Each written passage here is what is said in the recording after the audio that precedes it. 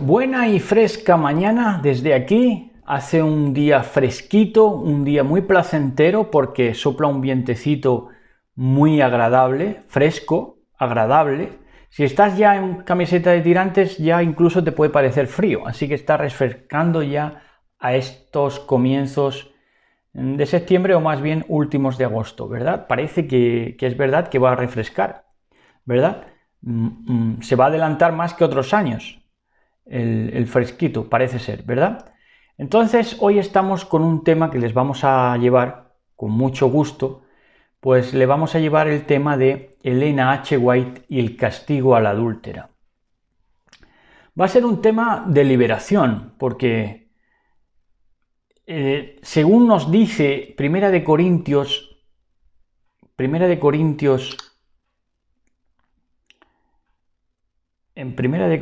13,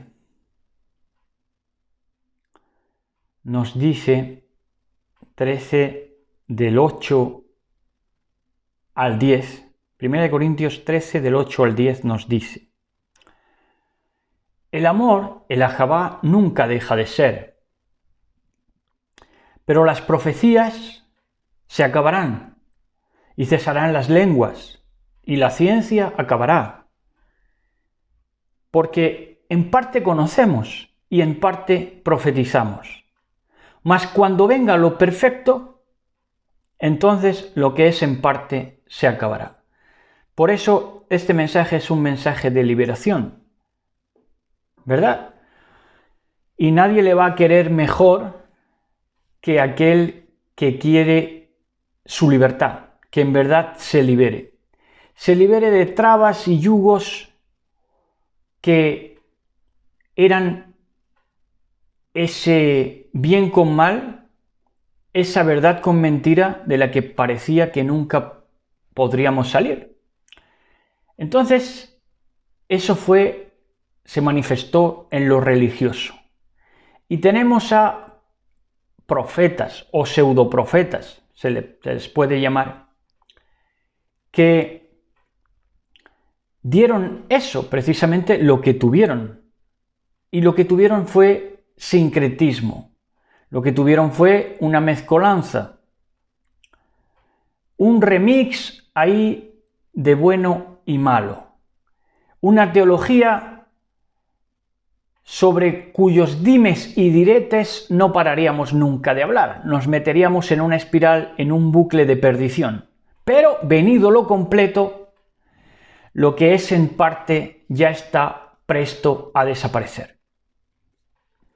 Así que vivimos tiempos de gran regocijo y más allá de los dimes y diretes sobre esta llamada profeta, no solamente llamada profeta, sino llamada espíritu de la profecía, cuando dice en Apocalipsis, un pilar de esa religión adventista de iglesia, se dice en el mismo libro de Apocalipsis que el espíritu de la profecía es el testimonio de Yahshua.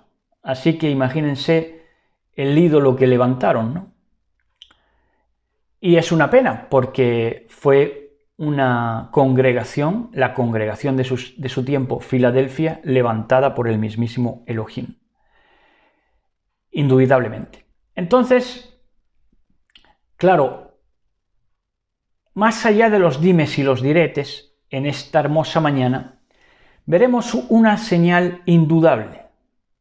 ¿Cuál señal indudable? ¿Cuál señal que nos va a liberar si ponemos atención? La señal de que los corderos, los que en verdad fueron corderos en cada congregación de las 7 épocas de la Iglesia que se desarrollan en los capítulos 2 y 3 del libro de Apocalipsis, desde Éfeso a la Odisea, los que en verdad fueron corderos puestos en cada una de esas congregaciones, épocas históricas, fueron corderos y corderas que llevaron de la inconsciencia de no saber a la conciencia de saber. Por eso dice, el que hubiere de gloriarse, gloriese en conocerme, conciencia, conocerme a mí, el único Elohim verdadero. Cuando conoces a Elohim, te conoces a ti mismo. Si no conoces a Elohim, no te conoces a ti mismo, y eso es lo que pasa.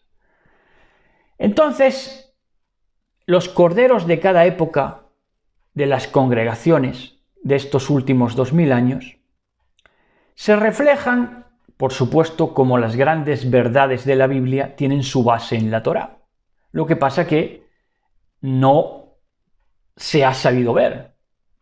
Unos porque no llegaron, otros porque se pasaron. El caso es que no se vio que estaba en Génesis Bereshit 21, 28, 30, cuando delante de Abimelech, delante de ese padre rey que tomaba toda la gente por padre y por rey, pero Abraham sabía lo que había y se encargó allí de manifestar algo profético. Y esto se desarrolla en Bereshit 21, 28 al 30, que dice así, mucha reverencia en el nombre de nuestro patrón Yahshua HaMashiach, dice, entonces puso Abraham 7 corderas del rebaño aparte. Esas 7 corderas que pone Abraham del rebaño aparte tipifican a las 7 corderas, a los 7 pastores de las épocas de las congregaciones a lo largo de estos 2000 años de historia. Dicho de otra manera, representan los ángeles, los mensajeros de cada época de las iglesias que se reflejan en los capítulos 2 y 3 de Apocalipsis. En cada época histórica, ¿verdad? Entonces tuvieron un líder. En cada época histórica hubo un líder. Ese líder es una cordera que Abraham puso aparte, ya tipificando, marcando el camino. Y dijo Abimelech a Abraham, ¿qué significan? Porque claro, un Abimelech perdido en su judaísmo o en su cristianismo o en su sistema religioso, cualquiera que sea, no las ve venir. ¿Qué significan esas corderas que has puesto aparte? Y entonces le responde Abraham y le dice, que estas 7 corderas tomarás de mi mano para que me sirvan de testimonio de que yo, Abraham, que doy una imagen visible de Elohim, Ab, Padre, de que yo cavé este pozo, ¿verdad? Ese pozo de las 7 congregaciones a lo largo de estos 2000 años de historia, ¿quién las cavó? Yahshua HaMashiach, el Abraham perfecto, ¿verdad? La elevación perfecta. Entonces llega aquí y tipifica esto, ¿no? Estas 7 corderas son los 7 líderes de las últimas 7 iglesias. A la congregación de Elena H. White le pertenecería la época de la iglesia de Filadelfia, de la congregación de Filadelfia. Pero en la congregación de Filadelfia hubo un líder, un cordero, que fue puesto aparte, que fue Miller, William Miller, movimiento millerita, y de ahí salió una iglesia adventista que se focalizó luego mucho más, en Elena H. White que en Miller. Ahora, como digo, Miller dio su mensaje, en Miller también había sincretismo porque no se acababa de aclarar, estábamos recién despertando a las verdades bíblicas, ¿verdad? Renovando las sendas antiguas, pero él sí fue levantado como cordero de esa congregación. De hecho, aunque hay sus altercados en cuanto a que era masón, pero fue un masón arrepentido, él mismo lo reconoció. Hizo teshuvá y en la época del satanismo y de la masonería, pues salió de todo eso y se colocó como líder en ese tiempo del recorrido de Filadelfia, de la congregación de Filadelfia, referida en Apocalipsis. Entonces, él sí fue un cordero de verdad, porque dio el mensaje que había que dar. Pero luego se levantó esta Elena H. White, que dio un libro detrás de otro, una doctrina detrás de otra, sincretizó, noveló, soñó, visionó, pero no fue la cordera de la congregación de Filadelfia, ¿verdad? No fue la cordera. ¿Por qué? Les vamos a decir para que muchos puedan despertar. La señal indubitable es esa, que los corderos, que en verdad son corderos, que adelantó Abraham en Bereshit, Génesis 21, 28, 30, que luego se refieren en las 7 iglesias del Apocalipsis, capítulo 2 y 3, 7 congregaciones históricas. Los que en verdad fueron corderos y corderas, y por esto digo que Elena H. White, no fue nunca una cordera, es que los verdaderos corderos y corderas llevaron de la inconsciencia a la consciencia. Mientras que los lobos, moviéndose en un fuego extraño, en un incensar lo que no se les mandó, en un elevar al altar fuegos que no se les mandó, ¿verdad? Añadir muchas cosas que no se les mandó, se movieron en un fuego extraño que se caracterizó por llevar de la consciencia de saber, de recibir, a la inconsciencia de dejar de saber, de dejar de recibir y abandonar incluso los sentidos que Elohim te dio como ventanas para contemplar su rostro. ¿Vale? Entonces tenemos aquí algo manifiesto, histórico. Me he hecho los deberes, yo he leído algo de Elena White y me he visto en la película de la biografía, que es una película australiana, de impronta australiana. Bueno, pues he hecho mis deberes y Elena se hizo famosa al principio.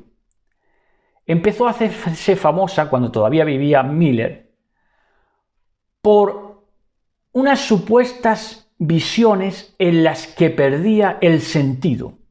Ahí lo tienes ya, si pones atención.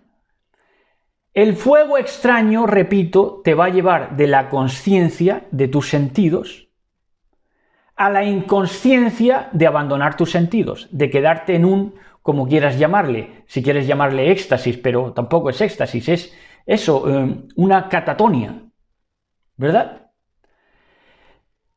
No te puede llevar de la consciencia a quedarte ahí como un vegetal, ¿verdad? Con los ojos en blanco. ¿Por qué? Porque en ese fuego extraño se ha movido toda esa segunda bestia que hace caer, que hace llover fuego del cielo en presencia de los hombres. Fuego extraño, naturalmente. Bueno, pues es el mismo fuego. Porque el fuego protestante te llevó también a la gente de la consciencia, de la claridad y clarividencia, a la inconsciencia, al no saber, al olvidarse de sí mismos. Entonces, ahí lo tienen ya. En Juan 8, 1 al 11, en el libro de Juan Yohanan 8, 1 al 11, nos dice de esta manera. Dice, y Yahshua se fue al monte de los olivos. Y por la mañana volvió al templo y todo el pueblo vino a él, y sentado él les enseñaba. Entonces los escribas y los fariseos le trajeron una mujer sorprendida en adulterio. ¿De acuerdo? En adulterio. Y poniéndola en medio, le dijeron: Maestro, esta mujer ha sido sorprendida en el acto mismo de adulterio. Y en la Torá nos mandó Moisés apedrear a tales mujeres. ¿Tú pues qué dices? A tales mujeres y hombres. Eso es lo que dice la Torá. Lo que los hombres querían es quitar del medio a pedradas a la mujer. Al hombre dejarlo libre, para que siguiera su trayectoria de fornicación y adulterio, sin nadie que les pusiera freno. Entonces, más esto decían tentándole para poder acusarle, pero Yahshua, inclinado hacia el suelo, escribía en tierra con el dedo. Este escribir en tierra con el dedo ahora lo van a ver. Y como insistieron en preguntarle, se enderezó y les dijo: El que de vosotros esté sin pecado sea el primero en arrojar la piedra contra ella. E inclinándose de nuevo hacia el suelo, siguió escribiendo en tierra. Ahora vamos a ver. Pero ellos, al oír esto, acusados por su conciencia, salían uno a uno, comenzando desde los más viejos hasta los postreros. Y quedó solo Yahshua y la mujer que estaba en medio. Enderezándose Yahshua y no viendo a nadie sino a la mujer, le dijo: Mujer, ¿dónde están los que te acusaban? ¿Ninguno te condenó? Ella dijo: Ninguno. Patrón. Entonces Yahshua le dijo: Ni yo te condeno, vete y no peques más. Un clásico. ¿Verdad? Un clásico. ¿Qué escribió Yahshua en el suelo? Precisamente, que nos va a aclarar este episodio. Jeremías 17 al 13, 17-13, dice así. Dice: Oh patrón, esperanza de Israel, todos los que te abandonan, adulterio. Estamos hablando de adulterio. Todos los que te abandonan. ¿Qué nombres estaba escribiendo en el polvo? ¿Qué es lo que estaba escribiendo en el polvo? Yahshua HaMashiach. Nos habla de lo mismo, del adulterio que estaban haciendo. ¿Quiénes? Los hombres. Principalmente por mostrar una cara de la Torá que no era completa. Era sincrética, era reconvenida, pero no era la verdad. Porque la verdad era, según la Biblia, que tenían que presentar al transgresor, al adúltero y a la adúltera, y apedrearlos. Eso conforme a Torá. Entonces dice: Oh esperanza, oh patrón, esperanza de Israel, todos los que te abandonan serán avergonzados. Los que se apartan de ti serán escritos en el polvo. Adulterio, escritos en el polvo. ¿Qué estaba escribiendo? El nombre de esos adúlteros. ¿Por qué? Porque le abandonaron. Abandonaron mostrando una Torá que no era. Una Torá con corte, con pego, una verdad, una Torá de revista. Corto, pego, quito, añado a la conveniencia, ¿verdad? Entonces, dice: los que se apartan de ti serán escritos en el polvo, porque abandonaron al patrón, fuente de aguas vivas. Esto es, cometieron adulterio. Entonces, como digo, cuando llega lo completo, lo que es en parte esa Torá reconvenida, sincrética, que fue lo mismo que hizo Elena White, poniendo un Talmud cristiano, que fue lo que dejó como legado, pues eso, como era en parte, ya tiene que dejar de ser. ¿Por qué? Porque ha venido lo completo. Se ha manifestado la amada del Mashiach, ¿verdad? Y está profetizando. ¿Por qué? Porque en parte conocíamos, en parte profetizamos, pero ahora, llegado lo completo, ya lo que es en parte deja de ser, por lo cual todo es profecía. Y a esa profecía estamos ayudando, o estamos poniéndola en nuestra boca, nosotros y todo el mundo. Si todo el mundo está profetizando. Bueno, al punto que voy, al punto que vamos. Entonces, este juicio al adúltero y a la adúltera, que presentan solo a la mujer, sociedad machista, y en el machismo entraban todos los vicios, entraba el racismo, entraba el no valorarse ni a ellos mismos, entonces ya se ponían en un poder despótico porque no querían ni que hablaran con la mujer, porque sabían lo que eran. Entonces, en el momento de que la mujer hablara con otro, ya se iba a dar cuenta la mujer que su marido era un celoso, y un celoso en el peor sentido, un celoso en el sentido de que quería solamente que las piedras fueran tiradas a la mujer, pero que el hombre quedara libre para seguir fornicando, ¿verdad? Un despotismo, una violencia hogareña continua. Entonces, este juicio debía ser ejecutado de esta justa manera según la Torá. No crean que nos hemos olvidado, porque vamos a estar con la Torá pura. Levítico 20:20 dice así. Dice en Levítico 20:20, si alguno se acuesta con la mujer de su tío,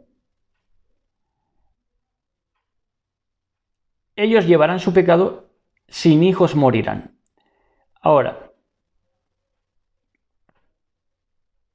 en el 2010, en el 2010 es, aquí está, aquí va a estar. Si un hombre comete adulterio con la mujer de otro hombre, que cometa adulterio con la mujer de su prójimo, es lo que está diciendo, cometes adulterio con la mujer de tu prójimo. Bien, el adúltero y la adúltera,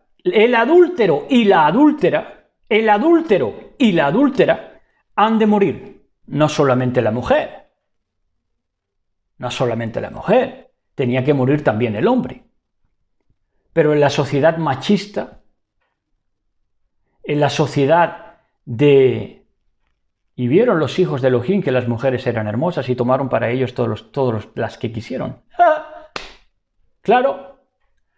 Entonces, esto sí era Torah. Tuvieron que presentarle al Mashiach, si de verdad querían hablar al Mashiach de Torah, tuvieron que presentarle a la adúltera y al adúltero. Claro, hijos de perra, a la adúltera y al adúltero. Pero sin embargo, no lo hicieron, ¿verdad?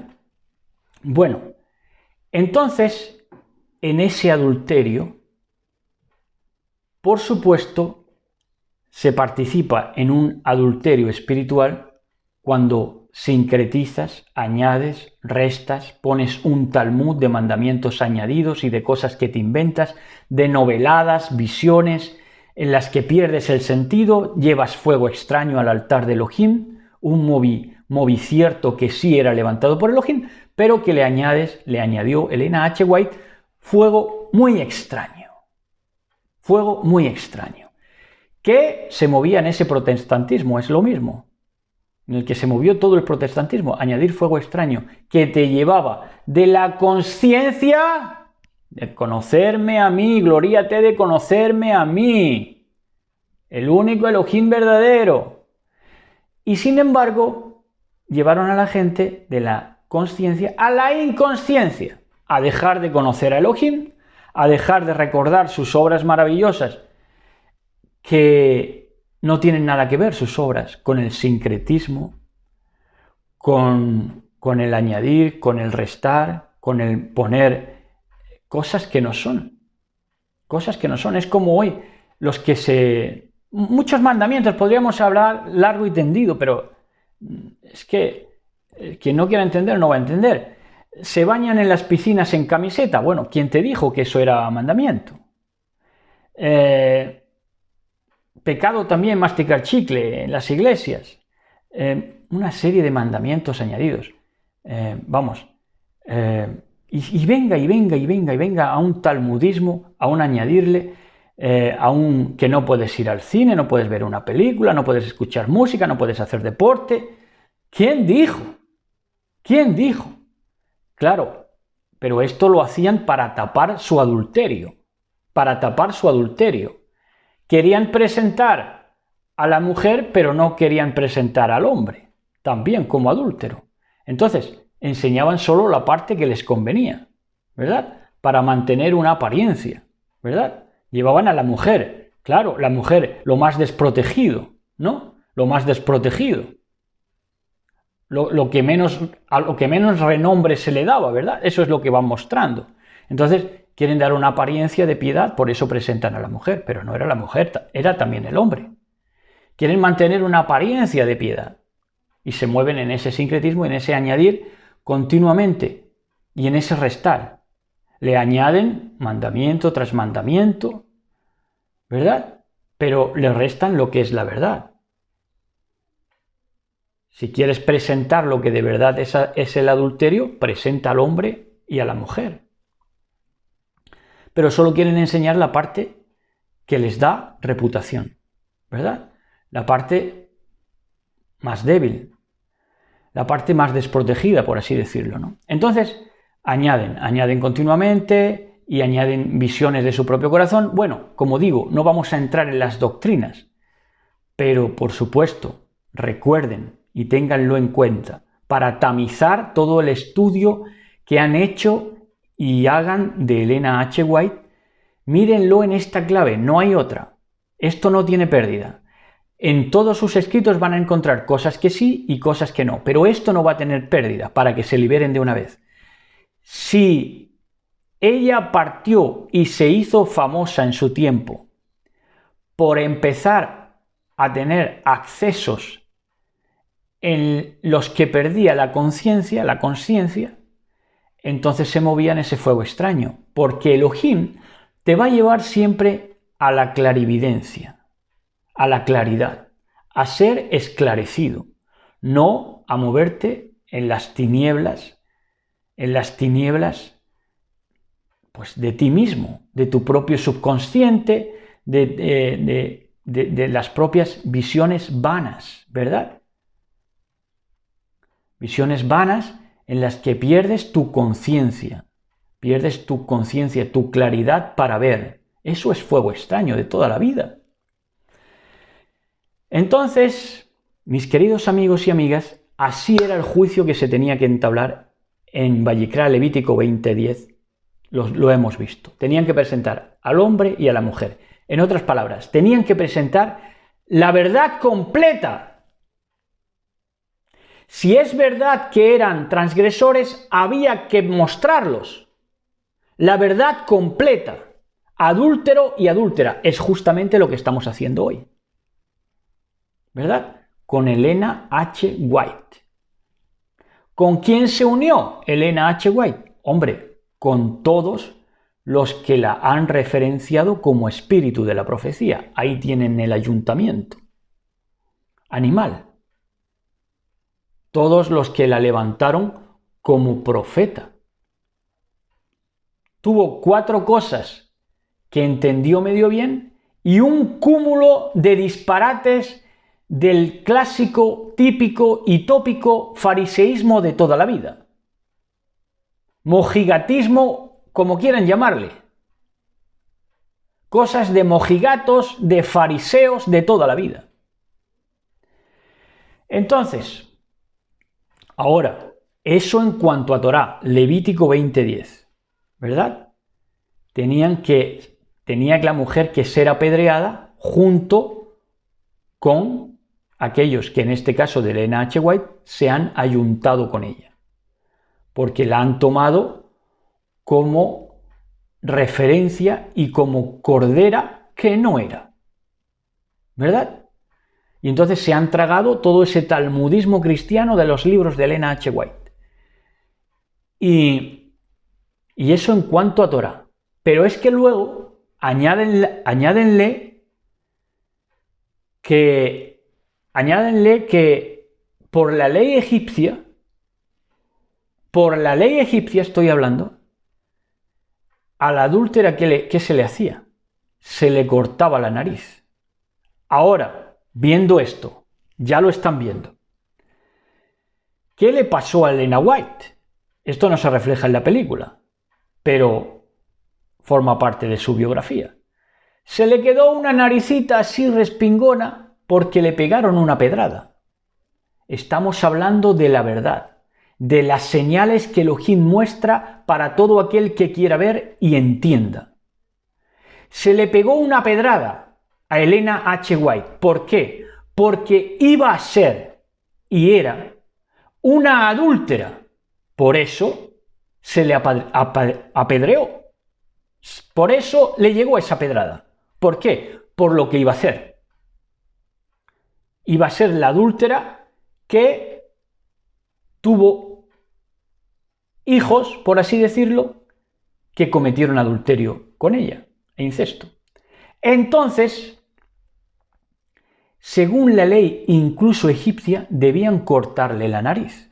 Y vemos siempre a Elenita White con su naricita para arriba.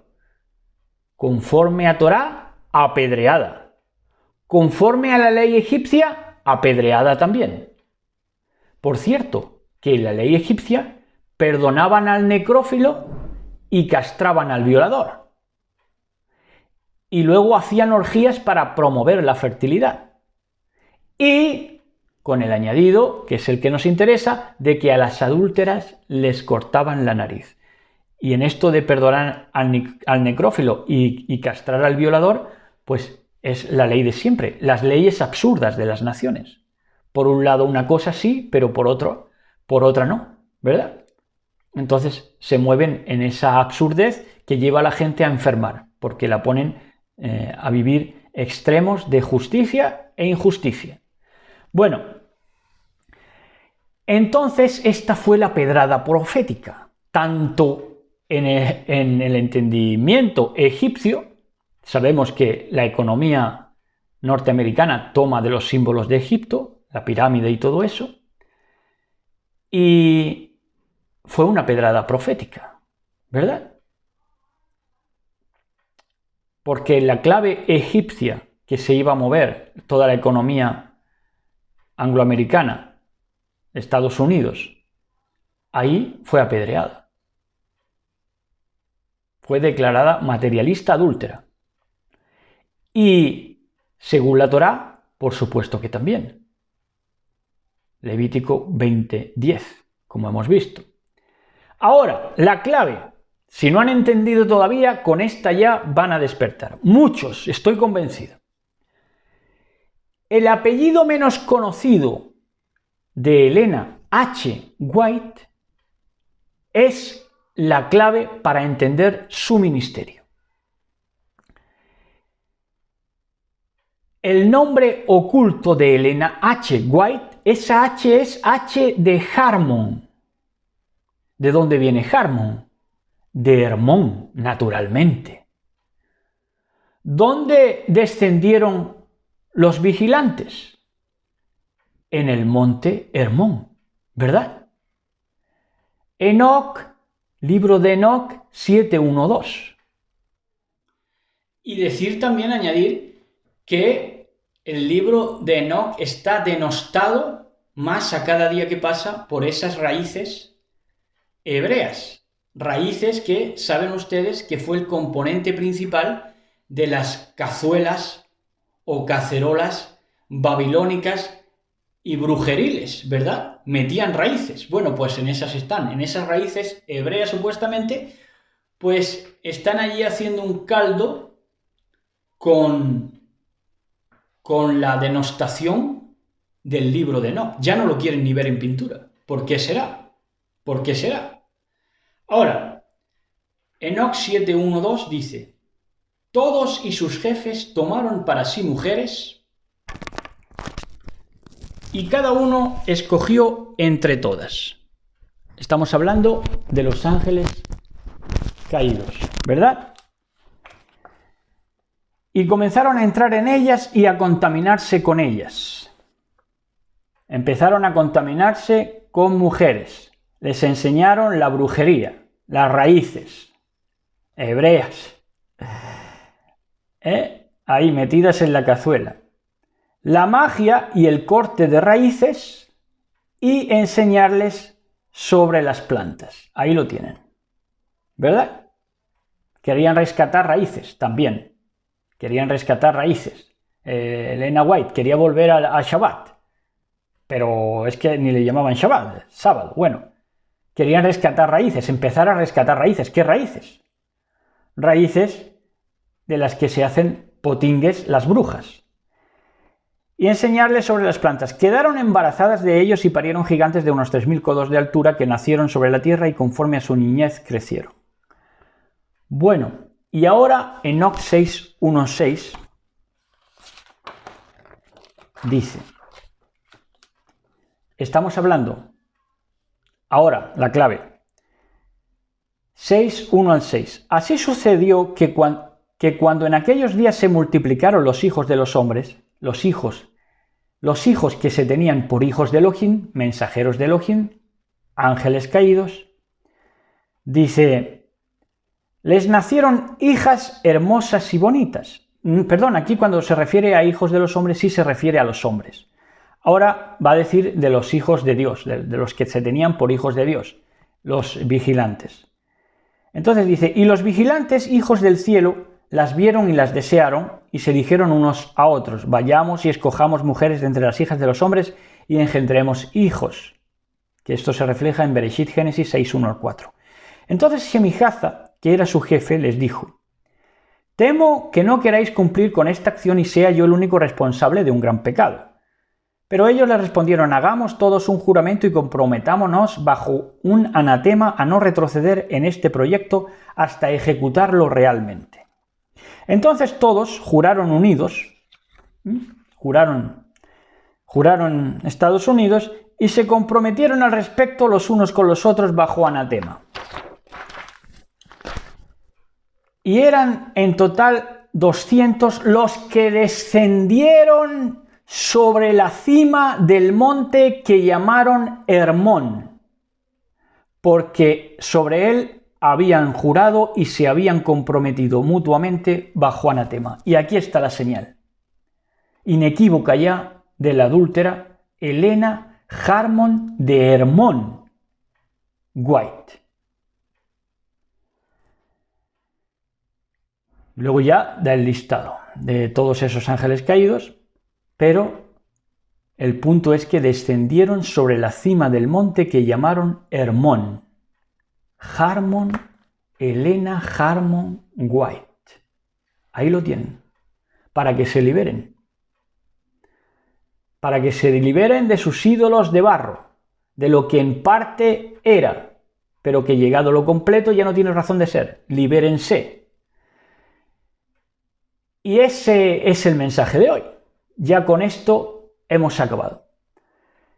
Entonces, pues quien haya querido entender, ha comprendido, se ha liberado o ya está en vías de liberarse. Porque la señal es clarividente. Por eso no querían llevarte a la consciencia. Por eso los profetas de Baal te van a llevar, y profetisas de Baal te van a llevar a la inconsciencia, no a esta clarividencia de ver las señales obvias, manifiestas. Castigada, según la Torá, pedrada, ¿verdad? Castigada por la ley egipcia, pedrada. Y la ocultación de ese nombre, Harmon, del monte Hermón. Allí es donde descienden los ángeles caídos. Y hasta aquí. Shalom a todos, besos y abrazos. Gracias a todos. Shalom, shalom.